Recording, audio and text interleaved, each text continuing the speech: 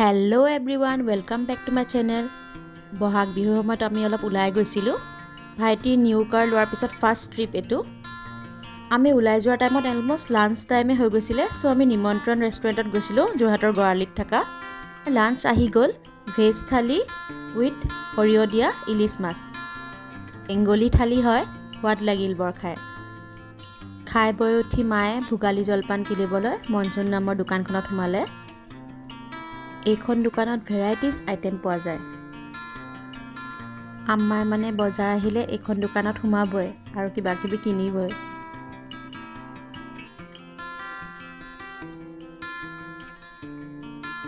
বজাৰ কৰা হোৱাৰ পিছত আমি অলপ লং ড্ৰাইভলৈ ওলাই গ'লোঁ।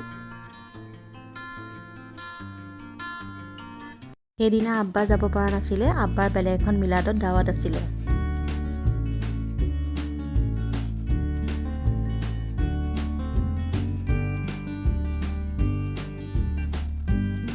তাৰপিছত মৌবন্ধত থকা চুকাফা ক্ষেত্ৰখন পালোঁ, কিন্তু বিহুৰ কাৰণে এখন বন্ধ আছিল সেইদিনা। সো আমি ওলাই গুচি আহিলোঁ। এইখন ভাইটিৰ ব্ৰেণ্ড নিউ কাৰ নিছান মেগনাইট।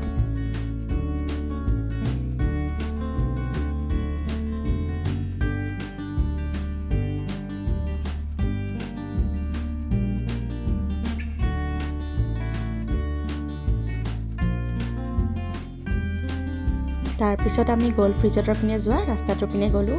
বৰ ধুনীয়া, চাহ বাগিচাৰ মাজে মাজে ৰাস্তাটো বৰ ধুনীয়া লাগে।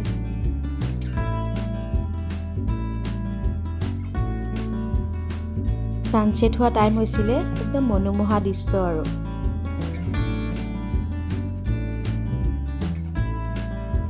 চাহ বাগিচাৰ মাজে মাজে অলপ পৰিৱেশটো এনজয় কৰিলোঁ।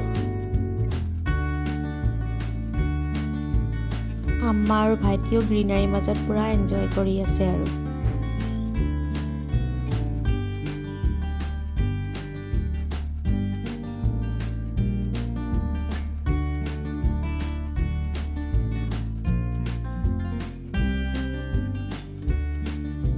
চাহ বাগিচাৰ মাজত ৰোৱাটোতো মোৰ একদম ফেভাৰিট স্পট এটা।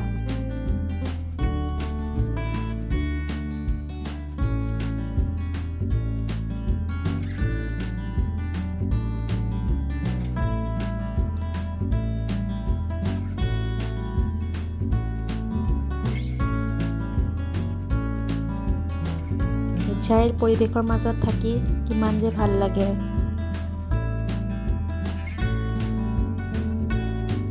আমি অলপ দেৰি থাকি তাত উপভোগ কৰিলোঁ।